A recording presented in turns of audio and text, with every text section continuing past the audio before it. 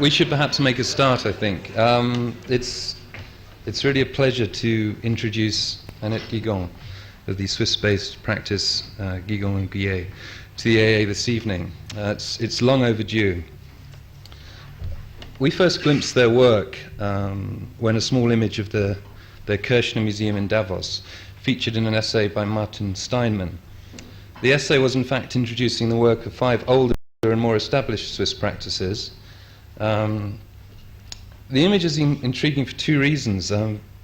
Firstly, because we find ourselves introduced to the older architects through the work of the younger ones, which I think is a very good idea and something to be encouraged. But secondly, and perhaps more seriously, I think, is that the image itself is very different from the work that is featured in the rest of the book, which it introduces concept, intention, and detail, whilst displaying all the constructional sophistication of the other architects. This image was somehow more modest. It was a corner fragment of their building against a background framing a view of the sky, the mountains, and some trees. This modest, humane representation was confirmed by a later publication featuring an art gallery in Winterthur. Here we saw both proprietary materials and, if you like, proprietary forms being represented in a new way. We saw that an art gallery space might also have a window to the outside. These particular moments of the everyday are what singles these architects out, I think. And comparisons come to mind in the UK would centre, I think, on the work of Tony Fretton's practice. It's my pleasure to welcome to the AA Annette Gigon.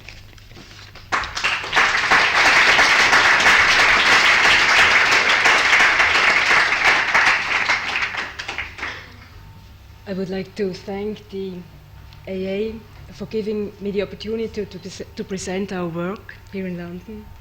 Many thanks especially to Jonathan Wolff for the invitation, and also to Philippe Bartholemy. I'm going to talk about 7 projects. 4 of these projects actually serve to present art. They are museums, while the other 3, a sports center, a dwelling complex, and a signal box, were developed in close cooperation with artists. So 2 different approaches to the coexistence of art and architecture can be distinguished. Let me begin with a museum devoted to the German expressionist painter Ernst Ludwig Kirchner by showing some of his paintings. May I have the first slides, please? Is this audible for you because I have such a low voice? Okay. The initiator of the museum, a German auctioneer and collector of Kirchner's work, wanted to build what might be called a monographic museum in honor of Kirchner, and also wished to donate part of his collection to the museum after it was completed. The endowment was large enough to hang different exhibitions twice a year. We won that competition in '89, and the museum was completed in '92. Next, please.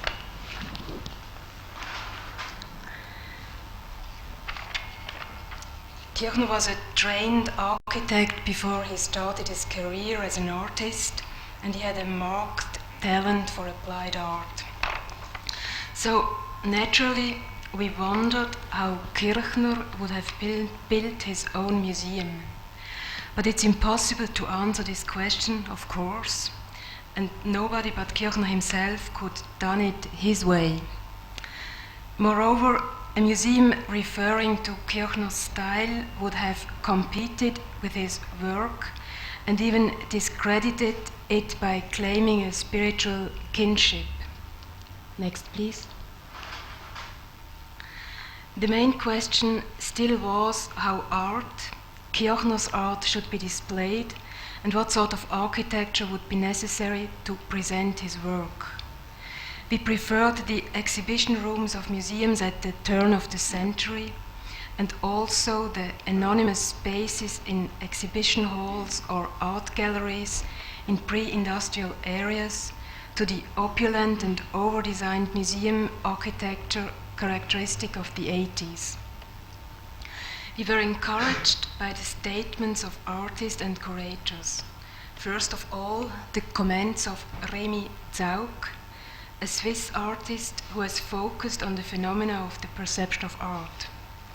But also by statements, for instance, of Richard Serra, who wanted neutral spaces for his work, or Georg Baselitz, who pointedly remarked that museum rooms should consist of no more than 4 walls, a floor, overhead lighting, and a door to get in. Taught also by minimal art and conceptual art, tendencies which drew a thin line between artistic and non-artistic manifestations, we came to the conclusion that an exhibition space should not be a demonstration of architecture, it should be devoid of architectural attributes. Next, please.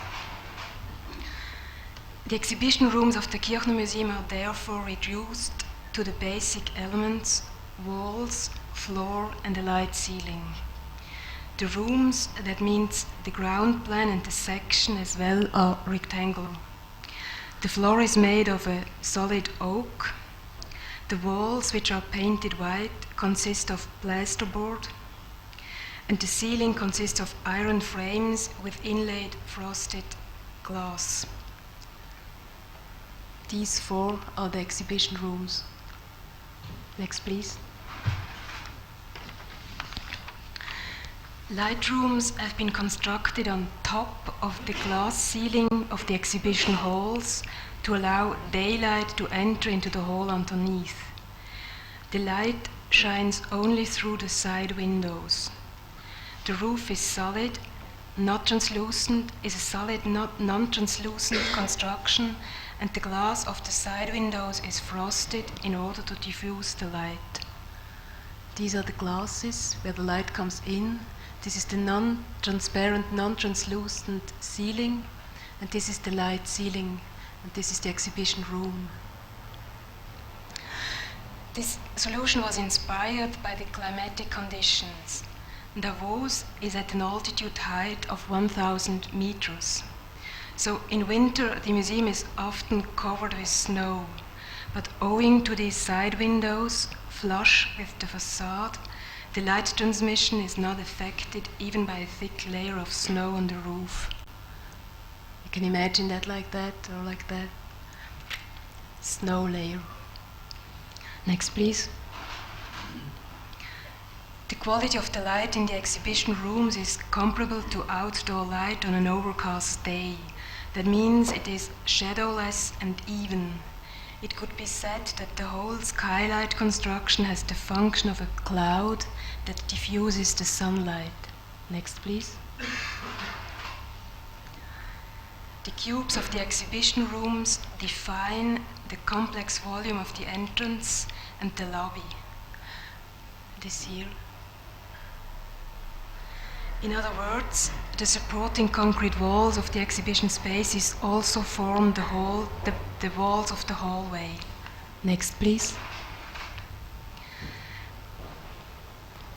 The gypsum-covered walls of the exhibition rooms, unlike these gypsum-covered walls of the exhibition rooms, the concrete construction remains visible in this part of the building. While going from one exhibition room to another, visitors automatically pass through these halls each time.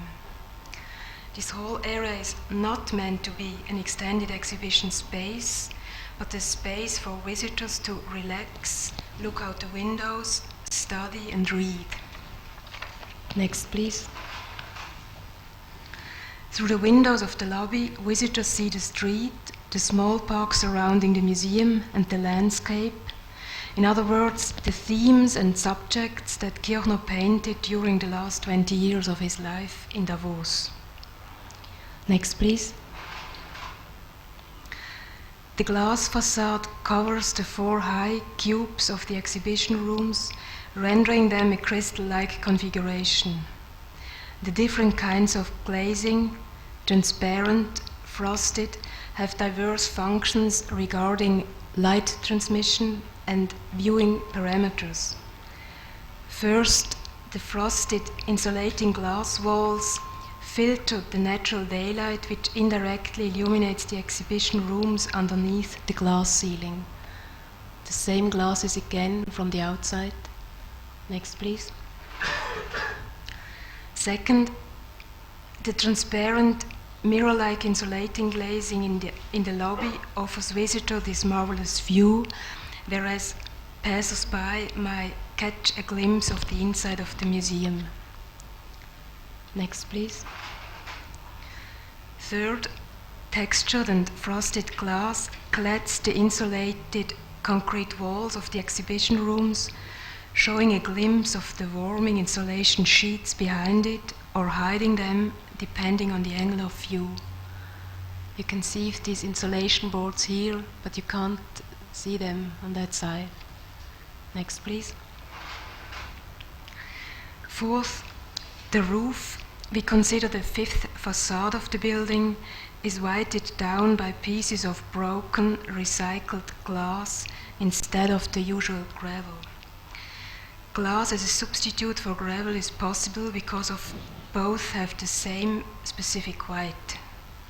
Waste glass, demolition glass, can be seen as the last state of the material glass, the last state of a treatment of material. Next, please.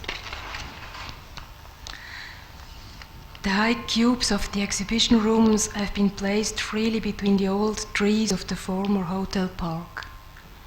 Their arrangement resembles the settlement structure of the sports and health resort Davos, whereas the many flat roof buildings are loosely set side by side. Prince Charles is doing ski in this region too, and but he's not living then in this little village or city in the mountain, but in a village nearby which is called Klosters. We are very proud of that, of course. And Klosters has, of course, saddle roofs and not flat roofs. Okay, so unfair. Huh? Next, please. I would like to continue with the extension of the art museum in Winterthur.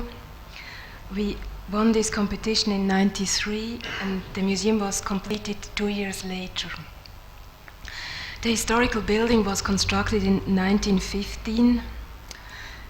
Since there was no longer room enough in the existing building to mount temporary exhibitions alongside the expanding permanent collection, the Art Society initiated a privately financed extension for the art museum.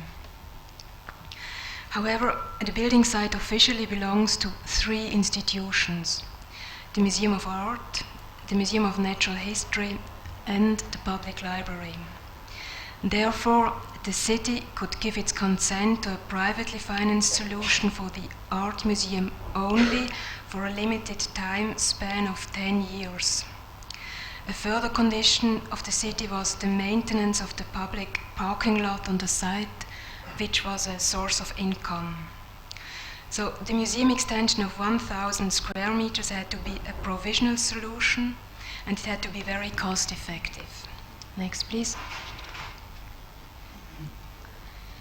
The museum extension is connected with the historical building like a caravan, with only a minimal point of contact through which the new extension is accessed.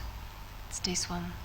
If you visit the museum, you go through all these rooms and then have access here. Again, the rooms are rectangular, yet in contrast to the Kirchner Museum in Davos, there is no common access area. The exhibition rooms are directly connected with each other, which makes the ground plan very efficient and economical. The 1,000 square meters are subdivided into 9 rooms. 6 of them are of differing size and proportions. 3 of them have large windows. The daylight enters through the sawtooth roof facing north. It's also visible that this parking area underneath, which was this condition of the city. Next, please. in order to avoid a provisional look which would have interfered with the perception of art, we tried to avoid joints in the interior and to have plain surfaces. The walls are therefore made of solid blocks of plaster. The floor is made of a cast granolitic concrete. In the longitudinal direction, the doorways are placed diagonally, and in the transverse direction, the openings are in line. The intention of shifting the doorways was to slow down the speed of the circulation. Next, please. Because of the lack of a light-regulating system like slats or blinds, the sawtooth glazing had to be carefully dimensioned to prevent the incidence of too much light on sunny days. The glass of the skylight is milky to diffuse the light, and the windows on each side of the building are meant to be orientation points for the visitors as they circulate through the labyrinth of the 9 rooms. Next, please. The tension between the temporary, low-budget nature of the project and the desire to avoid an ephemeral effect in the exhibition spaces resulted into a layered, almost Janus-like construction. A construction which is a combination of an industrial building and a museum. On one hand, we have a light steel construction as a load-bearing system, and on the other, we have a solid interior built into this light superstructure. Next, please. These slides give an impression of one of the new halls, seen together with a painting of the permanent collection. Next, please. Another impression of the new halls, showing part of the permanent collection. Next, please. A covered walkway and stairs connect the historical museum to the new building on a lower level. This space between the old and the new exhibition rooms is meant to be a neutral area without paintings. The room is lined with wood, with industrially produced wood paneling. A work by the artist Lawrence Wiener is located in this room. It consists of a written sentence and evokes a work of art, a virtual piece of art, thus underlining the presence and absence of art in this room. The sentence is, "Painted stones ringing a rubble of stones not painted." It's in German, in English and in German. Next, please. In contrast to the interior, the outside, the construction and the cladding of the museum is made of low-priced industrial building materials. An inexpensive steel construction is clad with small-sized glass and metal building materials which can be easily mounted at top speed and could be dismantled at a later date. Such industrial materials not only reflect the low budget and the limited lifespan of the building, but also refer to the industrial history of the town of Winterthur. Next, please. Galvanized iron insulation cassettes used as a mounting element or mounting brackets for the insulating quilts are horizontally stretched from one support to the other. These here. Vertically mounted industrial glazing, unframed U-formed glass units, we call it profilite, protect the perforated cassettes from the rain. Next, please. The glazing is like a floor-length dress or skirt surrounding the garage underneath and visually anchoring the so-called hovering museum. The glass elements have open joints here in order to allow air to circulate naturally through the garage. The same industrial insulation cassettes used for the facade also clad the ceiling in the garage. They are visible here plainly. Next, please. The roof lighting, the fire escape, and the footbridge are clad with hot-dip galvanized metal sheets, as they are all exposed to the weather. The perforated insulation cassettes consist of normal pre-galvanized sheets because they are protected behind the glass. Next, please. The windows and the footbridge are defined as huge joints or gaps between the greenish glass elements. Next, please. During the day and also at night, the windows provide a view into the museum. Next, please. The new museum in Appenzell is dedicated to the two artists, Karl Liner, Senior and Junior, but with the intention of gradually incorporating contemporary art as well. The museum was inaugurated in September last year.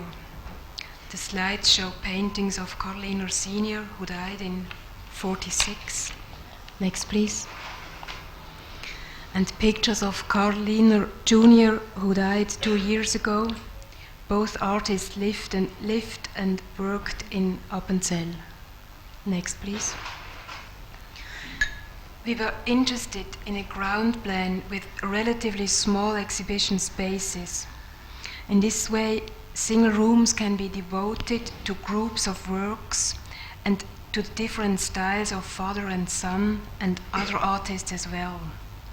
In addition, a very concentrated, special, almost chapel-like mood can be generated, allowing beholders to enter into a direct and intimate dialogue with the different works on display.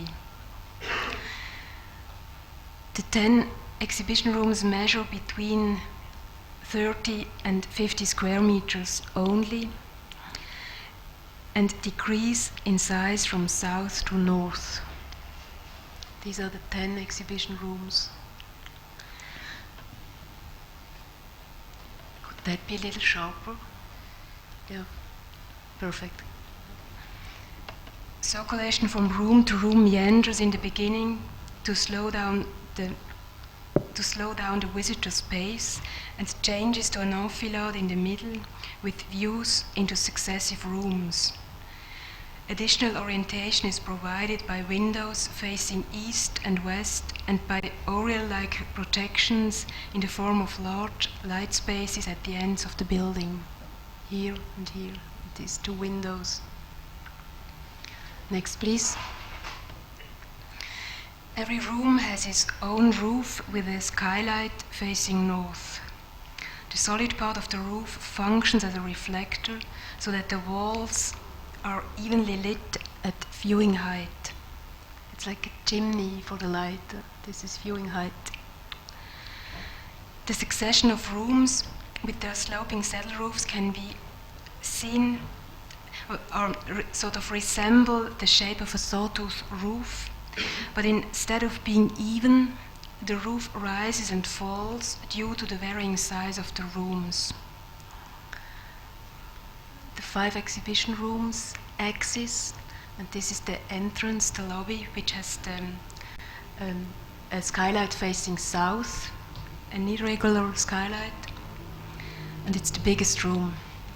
Next, please. These are photographs of the empty rooms with windows and door openings. The walls of the exhibition rooms are again painted white, and the floor is made of a cast granoditic concrete. The bearing structure is massive. It consists of concrete and concrete stones. Next, please.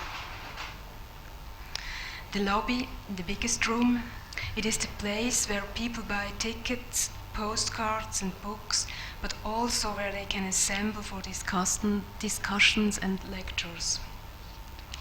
This is a view through the window facing south and a view into the room from the outside.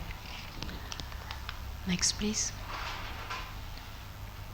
The rationale for dividing the museum into small units with the attendant with the attendant subdivision of the roof, is designed to reflect not only the diversity of the collection, but also the small, checkered, hilly landscape of the canton of Appenzell, with its proverbially small farmhouses.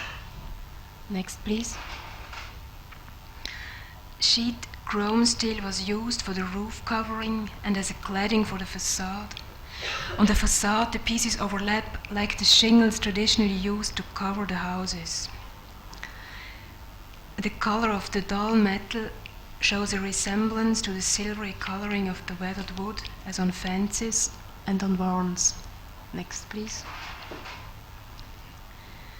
To prevent the roofs from reflecting the sunlight directly into the skylight facing north, the chrome has been sandblasted to diffuse the light. On the slide you can see light reflections diffused by the sandblasted metal photographed together with clouds. They are the natural diffuser of light. Next, please. In contrast to the surfaces, clad with overlapping metal sheets, the windows and the skylights are encased in welded metal frames that protect from the surface of the facade. Next, please. By using the same material for the roof and the facades, the building has a volume like that of a small mountain massif. But to indicate on the outside the massive bearing structure of the building, the concrete construction of the entry remains visible. This one, it's almost the same color now. And the letters Museum Liener are made like fringes of the metal sheet covering the roof of the entry. Next, please. The site is on the border between the small historical town Appenzell and the beautiful countryside, close to a pasture and a street leading to the railway station. Next, please.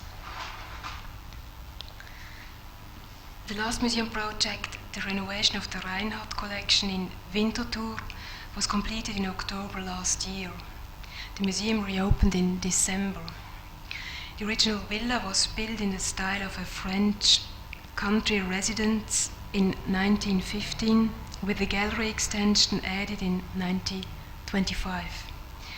On his death, 1965, Oskar Reinhart bequeathed his home and his internationally renowned collection to the Swiss Confederation. This is the gallery extension of 25, and this is the house of 1915. Next, please. Reinhart is known primarily for his collection of Impressionist art, although he also collected art of the Renaissance and late Middle Ages, a Cézanne and a Cranach. Next, please. These are other works of the collection, a drawing of Van Gogh and a bust of Rodin. It's really an amazing collection. I'm advertising it. It's great, but it's hanging there. Okay, next, please. In 1970, the rooms were converted into exhibition spaces by the Swiss Confederation on the left.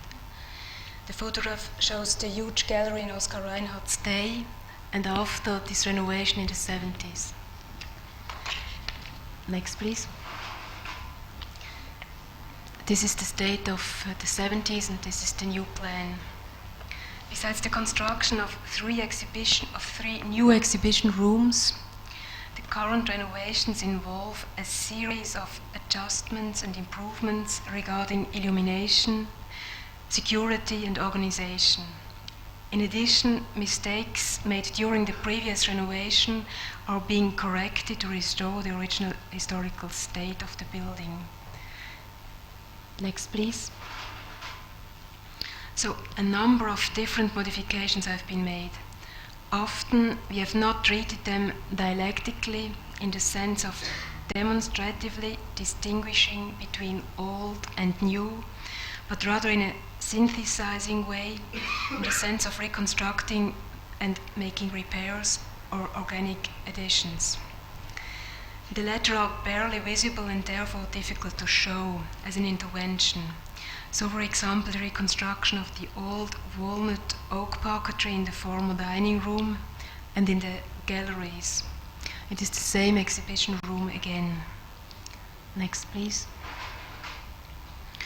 Or the new old storm windows with integrated ultraviolet films, or the new storm windows, or the tunnel vaulting. Next, please. Therefore, I shall restrict myself to presenting the most obvious change, a dialectical modification, namely the construction of new exhibition spaces, 3 new rooms in the place of 2 existing ones. As most of the art in these rooms will be 18th and 19th century paintings with heavy gilded frames, we were interested in an intimate atmosphere to be generated by the shape of the rooms, the lightings, and the materials. We developed a new lighting system based on a chimney-like construction. Daylight, that's that one. Daylight comes in from above through edged glass. Horizontal slats adjust the amount of light which falls into the exhibition space through lamp-like glass elements lowered down from the ceiling. Next, please. The light produced by lowering the light ceiling is similar to the light conditions in exhibition spaces at the beginning of the century, and it allows a better illumination of the joint between wall and ceiling. Here again it's visible, this light coming in through these edged glasses, and then the shutters which can adjust the amount of light, and then this lamp-like glass ceiling which is lowered down.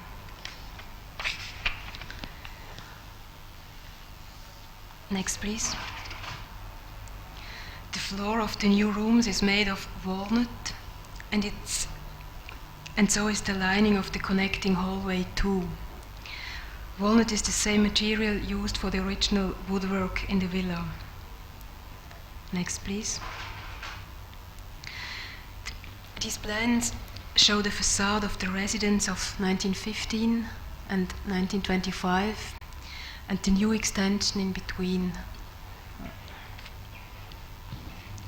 Next, please. To adapt the new addition to its historical surroundings, we wanted to find a building material that would acquire the painting of age accelerantly.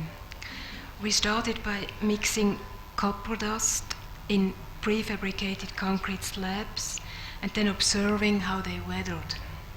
Next, please.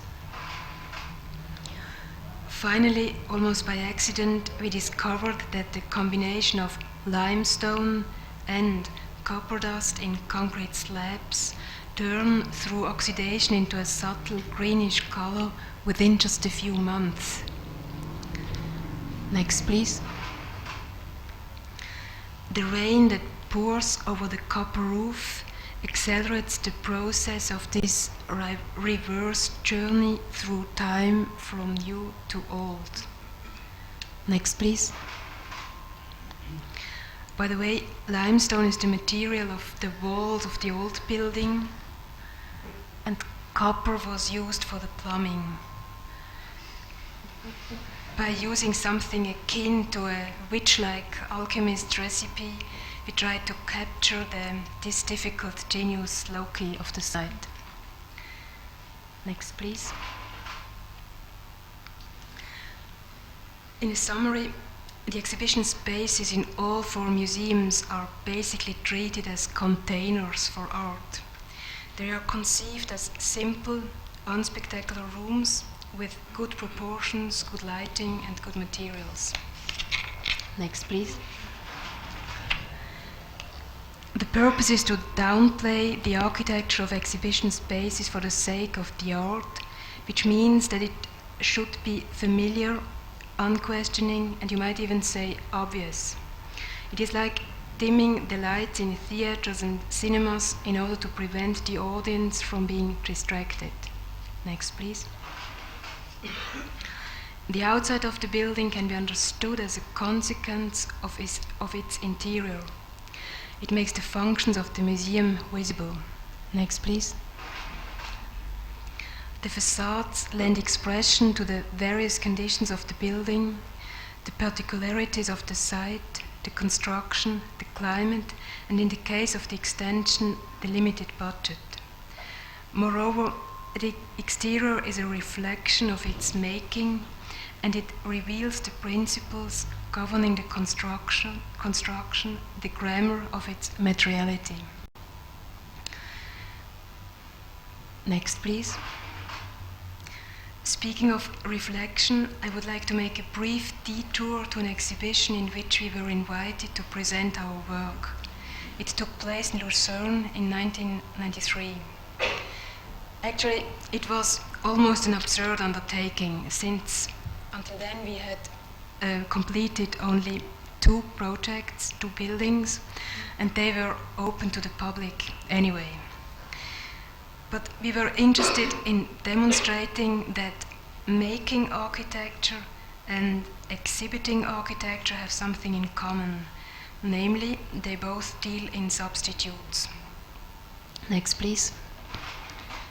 Therefore, we exhibited all the samples of different materials and models and some plans which helped us to visualize, to think out, to construct and to control the buildings in our imagination. Next, please.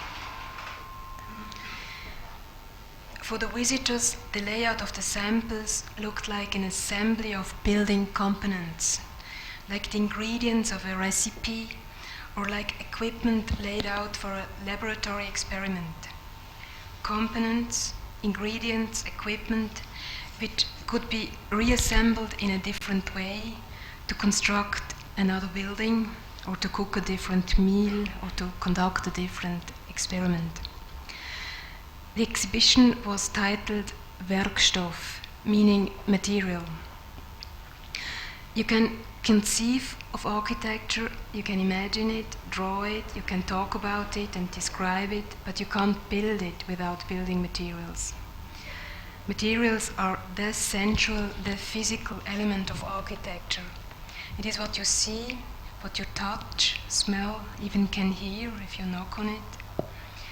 Our emphasis on materials arises out of the desire to establish a relationship with things, out of the desire to explore, observe, comprehend our surroundings, even appropriate or extract something from them. To us, making architecture is a kind of alchemist recycling of materials, of the stuff and things of this world. When using a material within a specific project, we are interested in exploring different ways of proceeding materials or discovering subtle differences. Conversely, it means discovering resemblances, affinities, even sameness. For instance, glass, smooth, etched or broken, you could talk about the different aggregate states of materials. We are not only interested in the central aspect of the perception, but also in generating a minimal material grammar, like a comparative study of materials, which lends precision to the architectural expression of each project. It elucidates the expression of the building material themselves and makes the structure transparent and legible in terms of construction and concept. That means the methods of making of buildings are also reflected in these different material grammars underlying each project. However, material is not the sole theme. It's not even the main theme. Materials are the means, the wonderful and rich vocabulary that makes a coherent translation of an architectural concept possible. There are other themes beside, the urban context, the surroundings, of course, but the main theme in architecture is always the same. It is use. I have said that material is ultimately the element that makes architecture visible. But I must qualify this idea because architecture is complemented and supplemented by the phenomenon of color. Colors have a more basic effect. They are superficially more visible, more conspicuous than their support. They cover it up and they outshine it. Of course, color is produced by matter as well, and it takes a variety of forms. Pigments may be mixed in plaster, applied as a glossy coat of paint or a transparent wash. Even in its thinnest form, as a reflection or as colored light, color still requires matter in order to be produced and perceived. This leads to the second part of my presentation. To end this digression, let me say only this. The slides projected in this room are also shadows of color. They are colored light depicting 7 physical projects. Indirect filtered perception, as in the Lucerne exhibition, removed from the buildings and their materiality, but supplemented by the physical presence of me and the original sound of my voice. In the cave-like semi-darkness of this lecture hall, the question is raised but shall remain unanswered, which is more real, more authentic, the idea, the concept, or its materialization. Now we could change the carousels.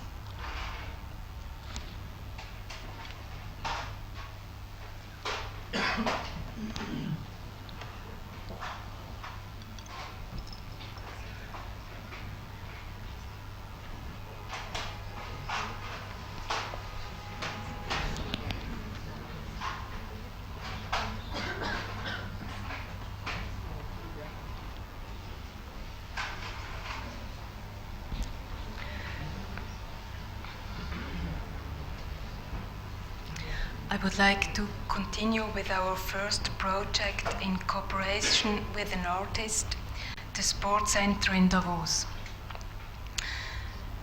It has replaced the beautiful and popular wooden ice rink building, which was built in the 30s by the Davos architect Rudolf Cabarel. The building was destroyed by fire 7 years ago. Next, please. The new building was to house various facilities, a grandstand facing the ice rink, it's a natural ice rink, 2 restaurants, simple guest rooms for the athletes, locker rooms, an apartment for the caretaker, offices, etc. But the functions and facilities of the former ice rink building were to be enlarged in the new project. The various facilities squeezed into the building volume gave us the idea of revealing the multiplicity of functions on the outside. At the same time, we wanted to find a way to mark the ice rink building as a sports and recreation center. It should be an optical landmark for sporting life, for activity and vitality. To achieve this effect, we suggested a colored building. A 2-layer multicolored facade should give expression to the thematic treatment of the inside and the outside, to the variety of the facilities and the simple volume. We developed a wooden facade which resembled a double wooden fence surrounding the building. The inner lathing was colored, whereas the outer lathing remained untreated. The windows are to be seen large joints in the outer lathing. Next, please. The wooden these plans give an impression of the density of the functions in the final layout. The ground floor plan shows the shallow grandstand facing the ice rink. It's more like a balcony. Behind the grandstand, you find the rooms for the public, the lobby, the restaurant, and the cloakrooms. The grandstand has also the function of a brise-soleil. Located in the back are the utility rooms. Next, please. The wooden facade consists of three basic elements: the vertical inner lathing, the outer lathing, and horizontal metal mounts in between. These elements define a sort of constructive grammar for the whole facade. The sliding shutters, the railings of the balconies, and also the brise-soleil in front of the balconies, as well as the windscreens, are developed out of these few elements. Next, please.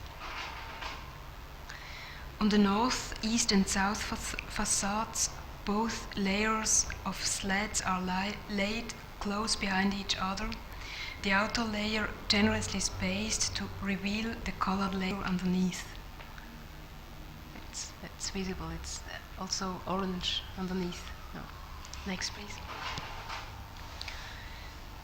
On the western facade, facing the ice rink, the outer lathing is distanced from the inner lathing. The depth of the balconies separates the two layers. In the guest room story on the second floor, this distant outer lathing has the function of sliding shutters and a permanent wooden brise-soleil over here. Next, please. The benches of the grandstand are also made of the same wood as the outer lathing. The concrete pillars support the wooden grandstand on the first floor and its roof. They extend the length of the facade to support the balconies as well. These concrete pillars on the exterior reveal the principle underlying the construction, which applies inside as well.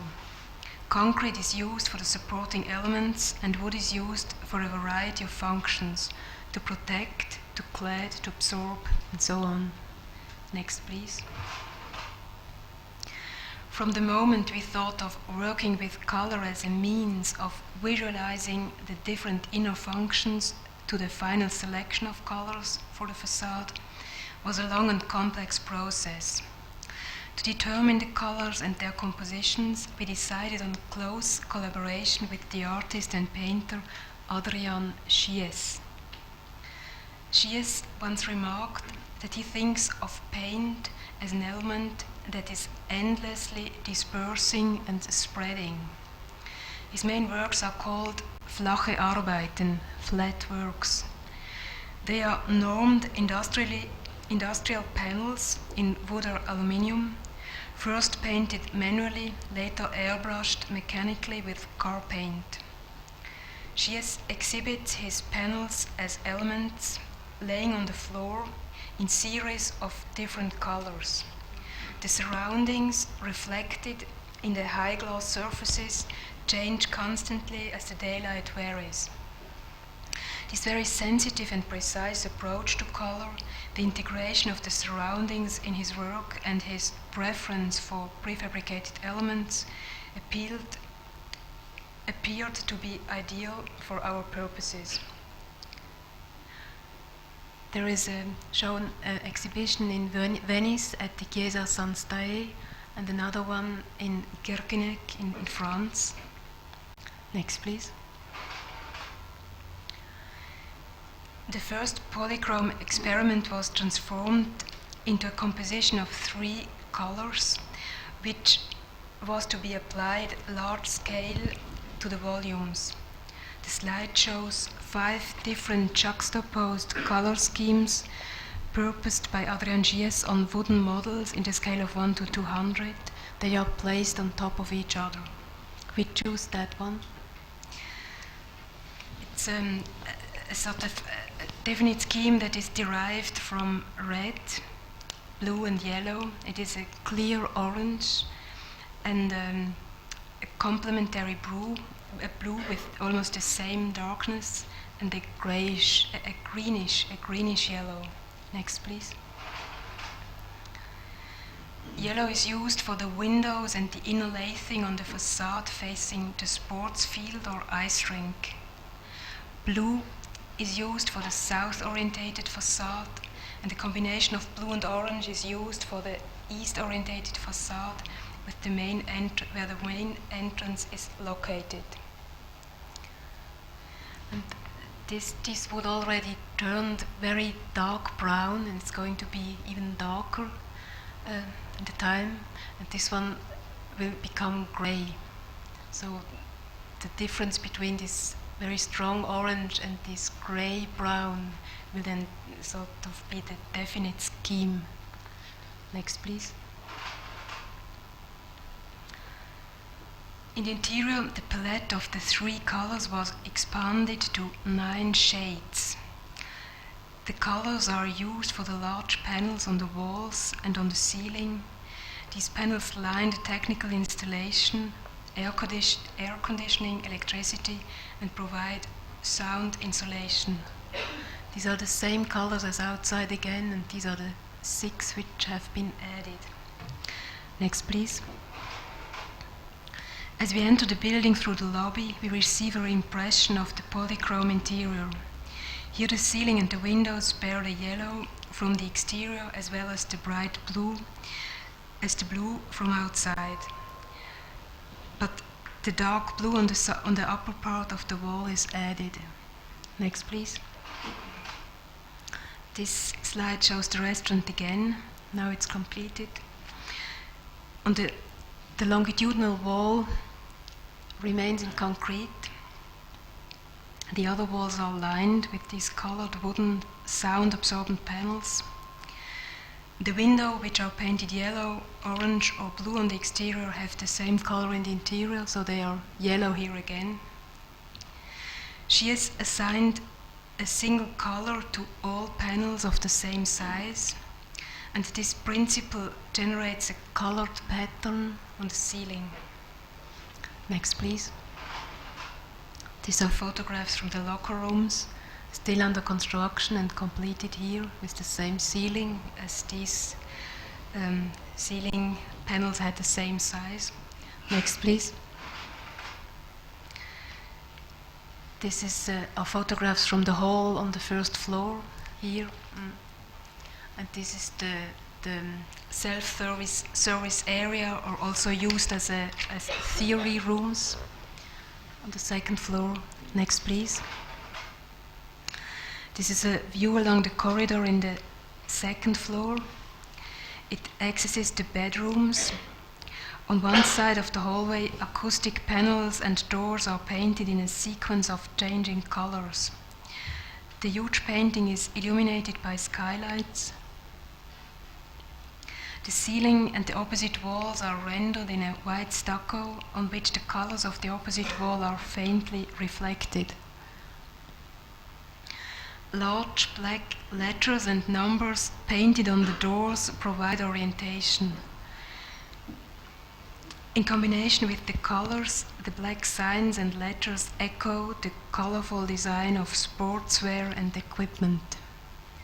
Next, please. This pair of photographs is like a visual summary of the interior design, the painted wooden elements in the lounge, and the stucco walls of the hallway, and the untreated concrete of the staircase. Next, please.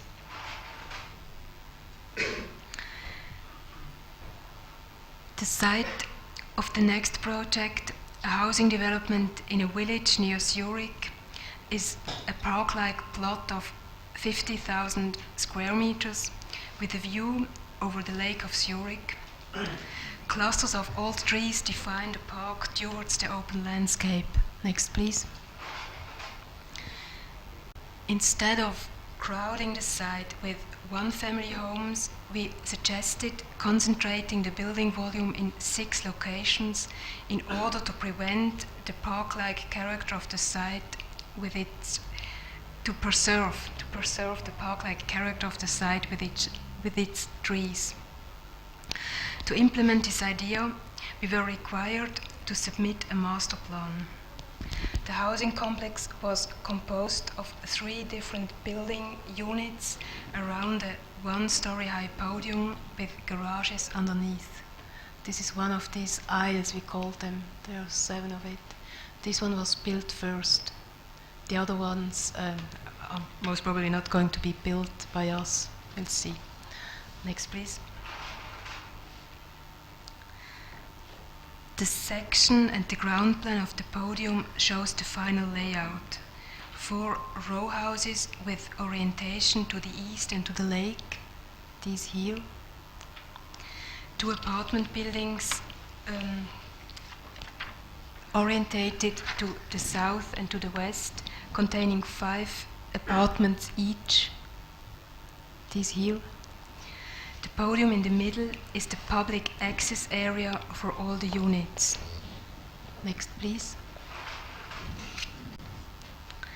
As the client wanted spacious apartments for well-to-do tenants, we tried to give expression to the luxury of living in a beautiful, quiet landscape with a view over the lake, just in a distance of 15 minutes from Zurich. Large windows resembling huge square eyes consume the beauty of the landscape. These eyes are the main element of the facade. Their irregular placement expresses the individual character of each apartment. Like the windows of luxury cars, the panes have no frames on the outside. Instead, one sees black printed stripes with where the inner wooden frames are glued on the glass. This here. This is a model in 1:2. Like the setting of a jewel, an aluminium frame surrounds the window. It holds the aluminium roller blinds and their guide rails. Next, please. Because of the relatively expensive windows, we had to find a more economical solution for the rest of the construction. Therefore, the construction system consists of walls which are clad with insulation boards and are rendered directly on the insulation. If you knock on the walls, they sound a bit hollow. That's the consequence of it. But to avoid simulating solid walls, which we wanted the color of the stucco to refer to the organic insulation behind. We wanted to use a color more likely to be associated with things out of the organic world, like leather or trunks of trees, then white or grey colors which are associated with mineral materials like stone, plaster or concrete. In this design stage, we contacted the German artist Harald F. Müller. You see a variety of brown hues which he painted in support of our research. Next, please. The artist's main project involves unearthing photographs in archives and making a selection of them in the course of prolonged investigations.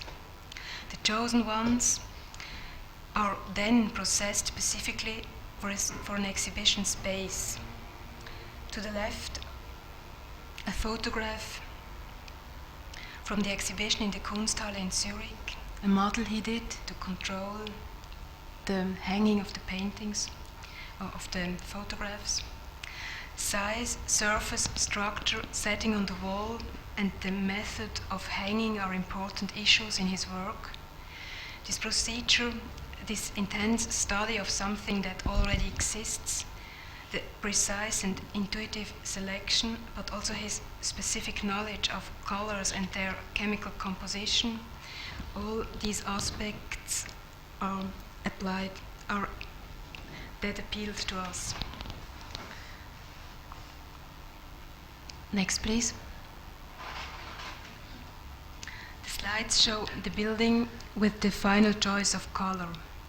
Chemical and physical factors turned the brown of the stucco into a more mineral brown, almost a grayish or whitish brown, similar to blocked earth, instead of the organic brown similar to wood or leather. A change that we really liked at the end, because the greyish-brown expresses the composition of the stucco as a compound of mineral and organic material. The brown is almost identical to the color of corrugated asbesto panels, a tinted material so often used in Switzerland for rural buildings, for anonymous architecture in the landscape. Next, please. The slides show the row houses facing east and the lake, this one, and the apartment buildings facing the landscape, south and west. Next, please. The colors of the surfaces facing the podium could not be the same shade of brown as for the exterior. We soon realized this when we built the model. The brown color requires distance, like the rural buildings which stand isolated in the landscape. Harald Müller's finally settled on a bright, whitish, almost fluorescent orange. You can also see a kind of outdoor furniture there. These are small wooden pavilions which divide the podium into a public and more private zone in front of the apartments. Next, please. The orange in the courtyard changes depending on the lighting conditions, shade, sun, morning light, evening light. Next, please. This color is the absolute contrary of the exterior brown. Whereas the brown is reserved, muted and elegant, the orange is loud, strident and artificial. Whereas the brown color integrates the building into the landscape, almost like a camouflage, the orange color is as flashy as a billboard. But nevertheless, brown and orange are related to each other, and in some light situations, the orange turns out to be a crisp brown, and the brown a dark orange. Next, please. These slides show the windows of the outer facade orientated to the landscape, reflecting the trees, and the window of the inner facade reflecting the architecture. This one was taken by the artist Harald F. Müller. He's a good photographer. Next, please. These slides show the faint reflection of the exterior colors in the interior. The orange of the courtyard, faintly red, and the green of the surrounding park in the living room. Next, please. The last project, a signal box in Zurich, was completed 2 weeks ago. The site borders on a railroad track on the industrial outskirts of Zurich. Next, please. The building houses the computerized switching station that services a huge section of the track system. Now it will take another year for the electronics to be installed inside. The building is 3 stories high. The first 2 stories contain technical facilities, relays, ventilations, computer security system, and so on. The control rooms are on the top floor. Here. Since some of the facilities generate a great deal of heat and other rooms must be temperature controlled, it was important to design an intelligent shell that could both store and release heat into the environment. We therefore constructed a solid concrete structure with a thickness in which heat or cold can be accumulated and which is insulated to meet the heating or cooling needs of the individual rooms. The reinforcing iron in the concrete forms a Faraday cage to protect the delicate electronics inside from disturbing outside influences. Next, please. The painting on all the objects and buildings near the tracks, as a result of the iron dust from the brakes, from the trains, inspired us to integrate the small building into this family of red, rusty, brownish colors. This anticipated camouflage seemed appropriate to the building's use, since first, it belonged to the Swiss Railroad, second, it's not a public building, and third, mainly serves to house this electronic switching station for the railroad tracks. It's a small volume anyway. Iron oxidation changes the color of the ballast in the railroad bed permanently. This shows just the color spectrum in miniature. Next, please. We thus dyed the cement using brownish orange iron oxide pigment. This pigment is chemically almost the same as the oxidized particles released from the brakes when the train decelerates. Black, brown, red, orange, till yellow are chemically stabilized iron oxide pigments. They are not used only for this switching station, but to dye concrete in general in warm use. You see these samples of this dyed concrete and this iron oxide powders in little plastic. Next, please. The discolored ballast of the tracks seen together with the colored concrete signal box, here still under construction, on these two slides. Next, please. For the choice of the colors, we were working with the artist Harald F. Müller again. These two photographs of details of the site and the building under construction are taken by the artist. Next, please. The third-story windows overlook the tracks. They consist of a window that can be opened from inside, shutters between to regulate the intensity of the light in the interior, and an outdoor window as a sunscreen, like sunglasses. This glazed sunscreen has a reflecting coat of vaporized metal. Next, please. The brown iron oxide in the concrete integrates the building into its surroundings and in fact almost camouflages it. But then there is the reflecting metallized glazing on the top floor control rooms, which is set off against the quiet mood of the concrete. So the windows are like shiny eyes watching over the tracks. Next, please. Let me repeat.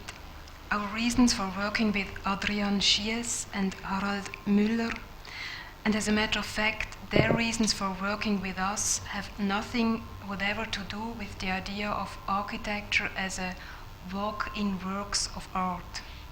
We are not interested trying to turn architecture into art. The goal in seeking the collaboration with artists was for them to make a contribution in keeping with their own character and their artistic interests. A contribution in the sense of thinking, seeking, looking and acting together with us, of working on the subject of a building. In both cases, or in all the three cases, the concept of a design, our interpretation of an architectural task, was the point of departure for the collaborative venture. The artistic work is at the end so well integrated into the design concept of the buildings that it is no longer possible to make a distinction between artistic and architectural components. This in contrast to the museum, their artwork and architecture are intentionally separated and distinct, but also in contrast to the more familiar situation of art specifically commissioned for a building or just bought for a building. Thank you for listening.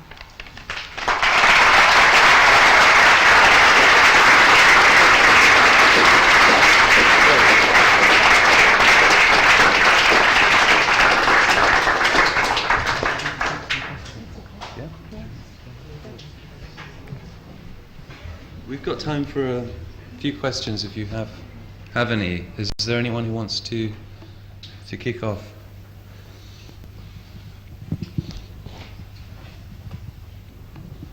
Tony.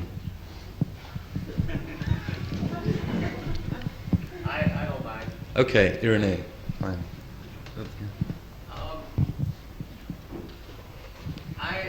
My expectations, I mean, don't actually surprise me very much. And my expectations were that the work would be connected in a very obvious way. That the work would be connected in a very obvious way with Swiss works, which we know, mostly, I guess, Herzog de Meuron and Peter Zumthor, and I guess we know that you worked with Herzog de Meuron for a while. And I guess on reflection, what surprises me is that you didn't talk about what those architects talk about, for example, tectonics or effect. You did talk a little bit about concept, but I think in a rather different way, for example, from the way Herzog de Meuron do talk about concept. And the overwhelming impression, in fact, is that you talked about very basic or fundamental things in architecture which are to do with use or which are to do with experimenting with materials. And I guess if it reminded me of something, it would remind me of the architecture of the 1950s and of what, or 1940s as well, of what people in those days were describing as sensitive functionalism or empiricism. And I wonder what you feel about being labeled straight away as a sensitive functionalist. Well, that's a very describing and difficult question. I'm not very fond of titles anyway, and short descriptions, and as you see, the buildings differ quite a lot. So the most equal ones are the museums, which are sort of treated in a several conceptual way. What I really feel better about than being in a sort of drawer is just sort of starting new with every building, as I said, with the surroundings, context, functions, of course, because that's the way it's the reason why things are built anyway, and then of course then sort of very interested to treat it like it sounds a little bit high spoken or whatever the expression would be, but it's rather the interest to treat it then like a poem with its own references, with its own rhyme or not rhyme or rhythm, and to treat it till it's built, just still to reflect how the concept is sort of reflected again in every choosing of the material or the detail, or even then to use an alienation to make things more true than they could be if you just maybe would have rendered this Bröllberg housing complex whitish or greyish, to make something quite wrongly, just to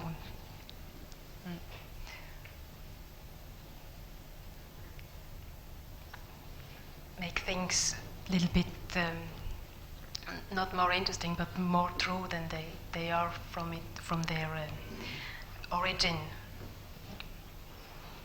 So maybe you say this evening what we are doing, but I'm not very interested in defining myself, because it's sort of narrowing my possibilities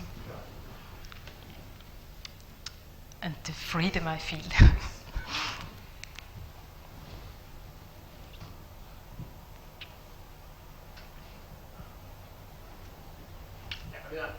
I guess my concern was not so much to label your work at all. Yeah, but I mean, it was more to try to point out something which to me seems very different in your work from what is currently being done in Switzerland. Yeah, I mean, which is precisely as you say, which is much more varied, perhaps much less, has a much. I mean, your work in fact cannot be labeled because one project differs from the next and so on, in a way which is perhaps, at least to my mind, more unpredictable than, say, in other works by Swiss practices which we may know. Yes, that was what I was hinting at.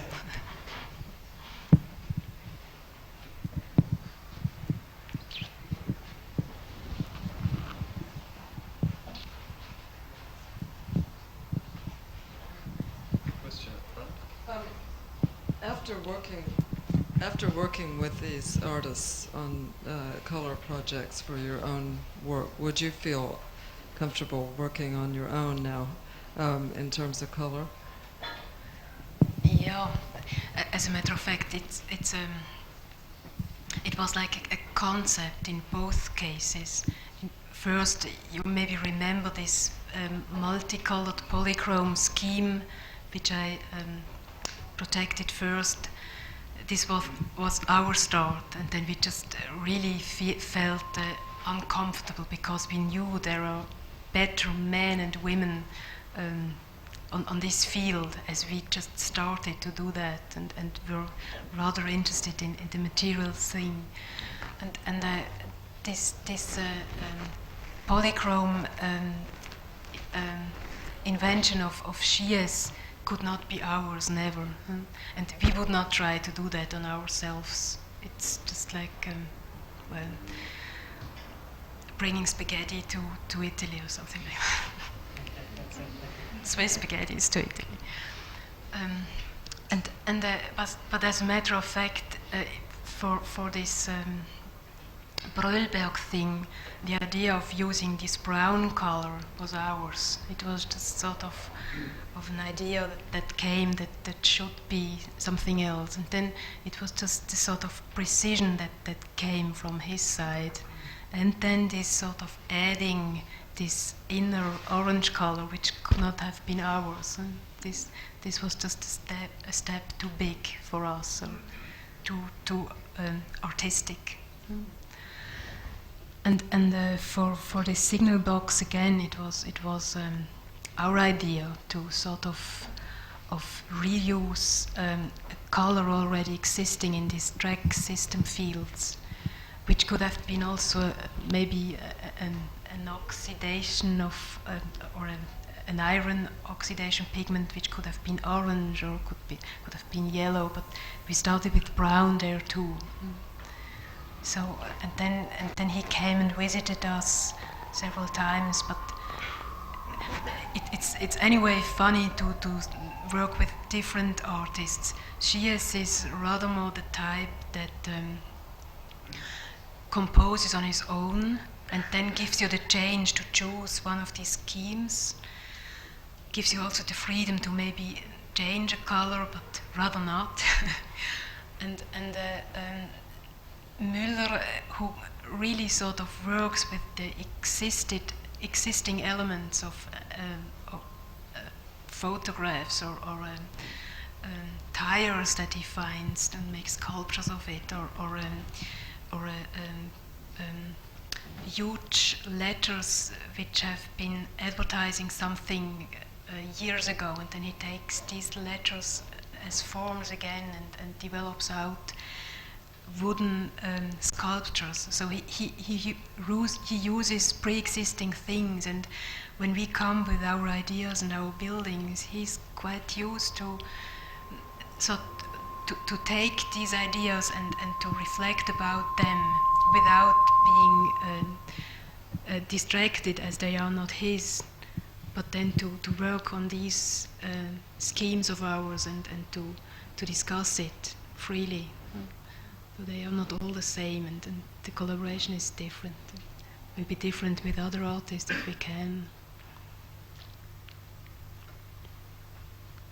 if we work with colors, it's rather in this material-led way that we are interesting to discover that, as I said, that iron oxide can have such a variety of use, which is amazing and animating to do other things out of that.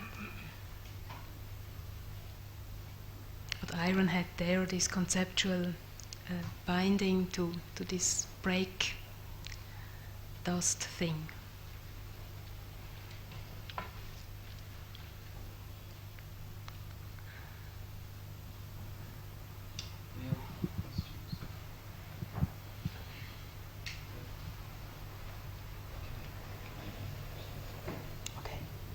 Okay, thank you for coming, and thank you very much to Annette, and we won't leave it so long next time.